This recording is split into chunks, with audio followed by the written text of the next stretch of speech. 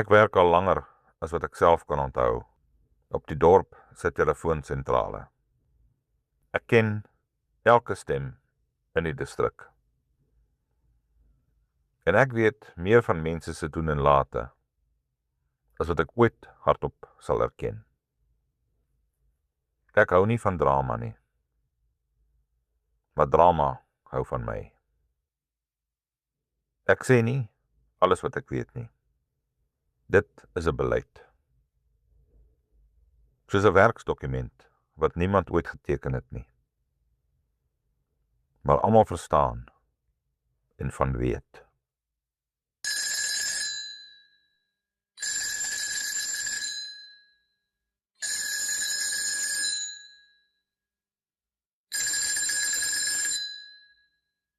Die dag van die boerevereniging vergadering het ek 3 keer van dieselfde lyn af 'n oproep gekry. Gwyneth Thunberg, algemeen bekend as Gwynnie, het my gevra om haar deur te skakel na Dominee se kantoor. Ek het dit gedoen. Toe weer na Frik van die kerk by die munisipaliteit. Ek het dit ook gedoen. Toe na Dr. van der Linde. Ek het dit ook gedoen. Maar hy was nie beskikbaar nie. Of ten minste, so het ek gesê. Buite het die vure al gebrand vir die aand se samesyn. Binne die saal het die vergadering begin. Soos altyd, met gebed en skriflesing. Die atmosfeer het verander toe Gwynnie opstaan. Sy was Engels, met goeie bedoelings en 'n swak temperament. Sy het haar notaboek in die lug gewaai en geskree. I object most strenuously to the presence of that man having a stand at the agricultural show. I have it on good authority that he will be selling that elixir of his. It's not fit for. It causes hallucinations. My gardener told me he had seen a goat singing the old Transvaal volkslied after having taken just 1 teaspoon of that evil elixir. And, according to him, it also caused hallucinations in one of his worker friends who accidentally consumed some. He steadfastly claimed for weeks that he had seen that same goat fly off into the veld afterwards. 'n ongemaklike stilte het oor die saal geval. In die derde ry het oom LD gesit, arms gekruis en net effe geglimlag. Ek was nie in die saal nie, maar ek het dit geweet teen die tyd dat die vergadering verdaag het. 'n Telefoonsentrale is 'n wonderlike ding. Frik van die kerk het die geleentheid raak gesien soos 'n jagter wat 'n vars spoor sien. Hy en oom LD het 'n geskiedenis wat teruggaan tot skooldae. Vaag, ongemaklik en duidelik onopgelos.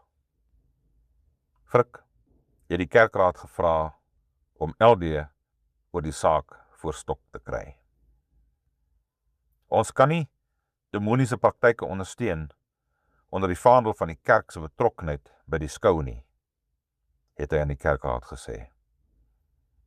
Terwyl hy die klag in sy netjiese blokletters neergeskryf het. LD het opgedaag vir die verhoor. Hy het geluister.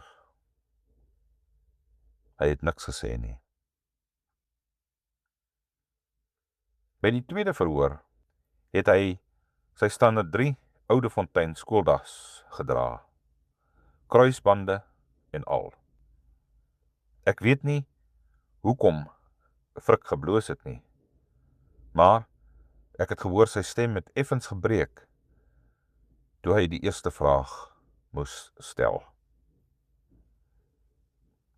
LD het weer stil gesit en luister. Hy het niks gesê nie. Intussen het Dr. van der Linde sy maandelikse besoek aan LD se plaas gebring. Hy het met 2 houtkussies elixir die dorp binne geglip, reguit na oom Willie se apteek. Oom Willie het dit in donker botteltjies oorgegooi, 'n medisinale etiket geneem en dit op voorskrif as tonikum vir algehele welstand en melankolie verkoop. Niemand het ooit vrae gevra nie. Die etiket was medies verwerk, die effek was bekend en die voorraad altyd beperk.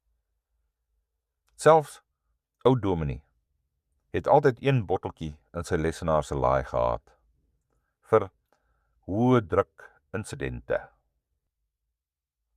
Teen die tyd van die 3de kerkraadsverhoor het oom LD nog steeds nie 'n woord gerep nie. Hy het net opgedaag. Net voor 4:00 daardie middag het 'n jong seun 'n pakkie by hoofouderling Giel Pretorius se huis afgelewer. Binne-in 'n apteekaflewering van oom Willie. 2 bruin botteltjies, gemerk voorskrif medisyne. En by die botteltjies 'n faktuur. Elixir bestelling Pretorius. Daar was egter 'n komplikasie. Oom Willie het per ongeluk LD se oorspronklike faktuur aan Willie se apteek ingesluit, eerder as 'n eie faktuur aan Giel Pretorius. Vir 'n oomblik het Giel net bly staar na die papier. LD se naam was duidelik bo-aan. En net daar het hy geweet dat iemand weet dat hy weet. Die volgende dag is die hele ondersoek teen LD onverklaarbaar deur hoofouderling Pretorius sonder seremonie gekanselleer. Geen rede verskaf nie. Frik se planne net daar taboe. Ek het niks gesê nie.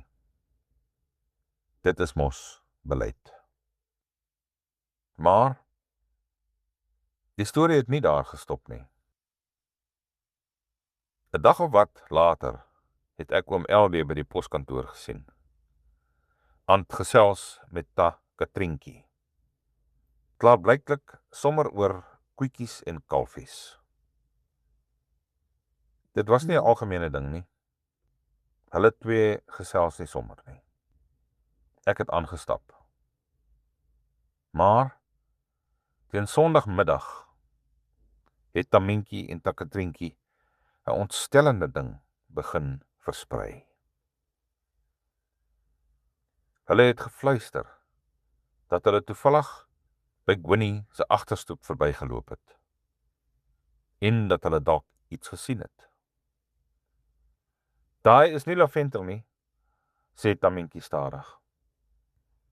Dis daai blare, groot, wyd, soos iets wat jy nie sommer in jou groentetuin sit nie. Sy snuif weer. En daai reuk, dis presies soos daai keer toe die verwers my sitkamer kom doen het.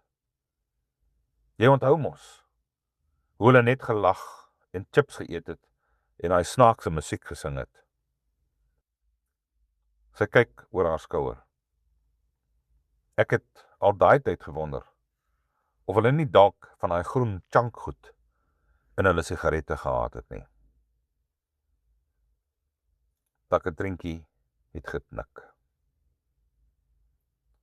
Hulle het gesê, dis net die primer verf se reuk.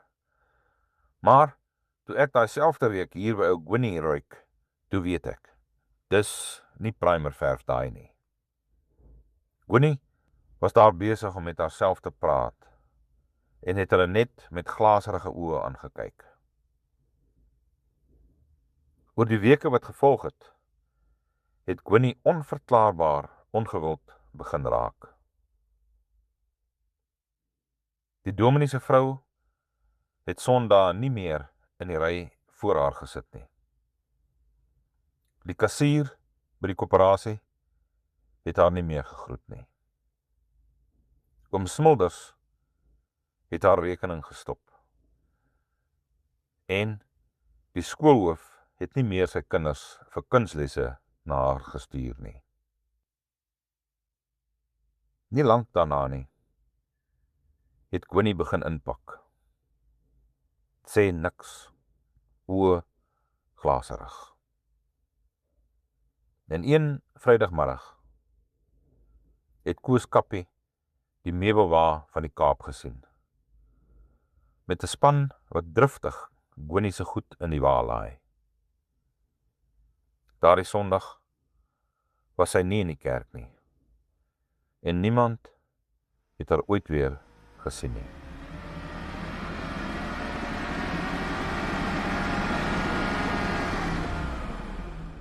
Oom LB het steeds niks gesê nie, en net geesdriftig aan sy stalletjie vir die komende landbouskou gewerk. Nou dat die onweerswolke vanaf kerkraadsweë gelig het.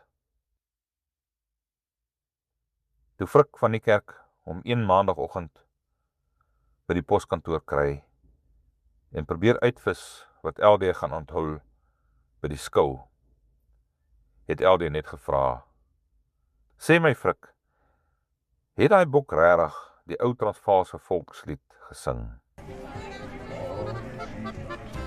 Buite het Oude Fontein se pas voortgegaan, asof niks ooit gebeur het nie.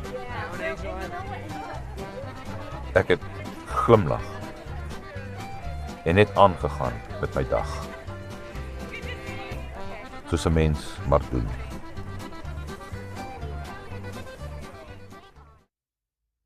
Oom LD se wêreld is geskryf en voorgedra deur Laurens Joubert, 'n produksie van Slaapstories vir groot mense.